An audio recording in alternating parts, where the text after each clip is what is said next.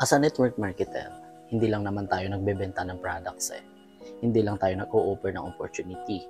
Tinatrabaho din natin si success. Pero sabi nga ng mentor ko is si success parang high value na babae at high value na lalaki. So ayaw niya ng trip-trip lang, ayaw niya ng hindi ka nag-e-effort, ayaw niya ng hindi mo siya pinagpagulan. Gusto niya yung committed, gusto niya yung seryoso. Pag hindi mo siya seryoso at hindi ka naglalaan ng time, hindi ka rin nag-e-effort, hindi ka gumagastos, hindi mo siya makukuha.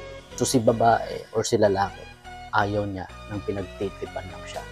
Ayaw niya ng pinagtawanan lang siya. Ayaw niya na hindi ka nag-e-effort, hindi ka gumagastos.